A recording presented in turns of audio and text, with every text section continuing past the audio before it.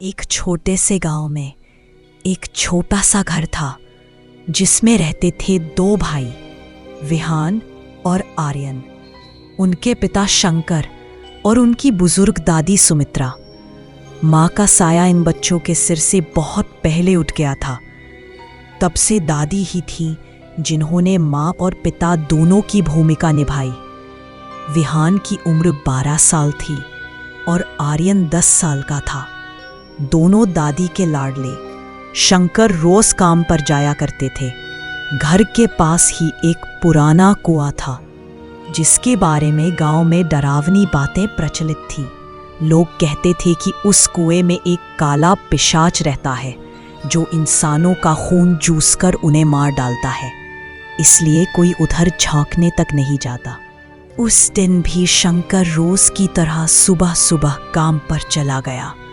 School की छुट्टी थी तो दादी ने दोनों बच्चों को देर तक सोने दिया। फिर उन्होंने सारे घर के काम निपटाए। थोड़ी देर बाद आर्यन और विहान उठ गए। नहा धोकर दादी के पास बैठकर होमवर्क करने लगे। दोपहर को तीनों साथ खाना खाकर सो गए। मौसम में उमस थी और बादल घिर आए थे। शाम तक जबरदस्त बारिश शुरू हो चुकी थी। दादी ने खाना बना लिया और बच्चों को खिलाकर सुला दिया। शंकर अब तक घर नहीं लौटा था।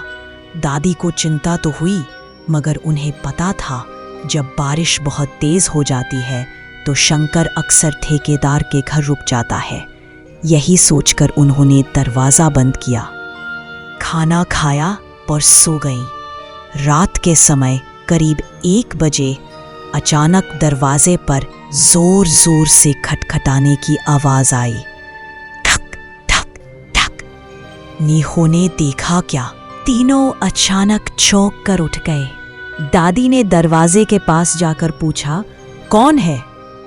बाहर से आवाज आई, माँ मैं शंकर हूं, दरवाजा खोलो। दादी को थोड़ा अजीब सा लगा। आवाज तो शंकर जैसी थी मगर ठंडी सी। फिर भी बच्चों के कहने पर उन्होंने दरवाजा खोल दिया। सामने वही चेहरा, वही शंकर जैसा इंसान, मगर उसका रंग पीला पड़ चुका था। चेहरा ठंडा और बेजान था। दादी की आंखों में शक की लकीरें उभर आई। उन्होंने पूछा, बेटा खाना लगा दूं? वो बोला, नहीं माँ, आप सो जाइए, मैं कपड़े बदल कर सो जाऊंगा। भूख नहीं है, होगी तो खुद खा लूंगा। दादी थोड़ी आश्वस्त हुई और फिर सोने चली गई। आर्यन तो अपने पिता से लिपटकर ही सो गया। रात के 3 बजे आर्यन दर्द से कराह उठा। दादी दादी मेरी गर्दन में बहुत दर्द हो रहा है, बहुत तेज अकड़न है। दादी ने तेल लिया और दिए की हल्की रोशनी में आर्यन की गर्दन पर मालिश करने लगी। लेकिन जब वो तेल की कटोरी वापस रखने उठी, उनकी नजर शंकर के चेहरे पर पड़ी।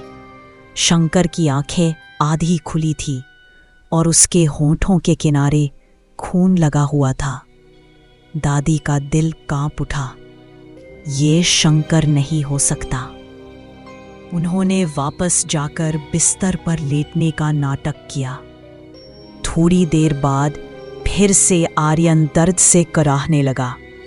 दादी ने आंखें आधी खोली और देखा, शंकर आर्यन की गर्दन में अपने दांत गड़ाए उसका खून पी रहा था।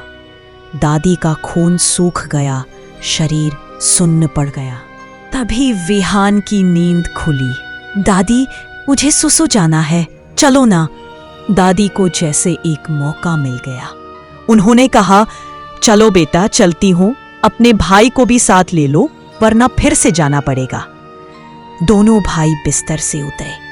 दादी ने शंकर की ओर देखा और बोली, बेटा मैं बच्चों को बाहर लेकर जा रही हूं, तुम सो जाओ, सुबह काम पर भी जाना है।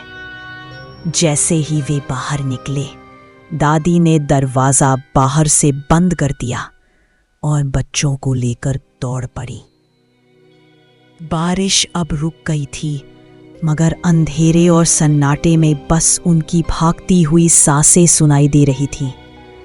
काले पिशाच को पता चल गया था। उसने दरवाजा तोड़ा और उनके पीछे दौड़ पड़ा। भागते भागते उन्हें एक घर दिखाई दिया। वो घर अमित का था, शंकर का एक पुराना दोस्त। दादी ने दरवाज़ा खटखटाया और सारी बात बताई। अमित ने तीनों को भीतर ले लिया और दरवाज़ा बंद कर दिया।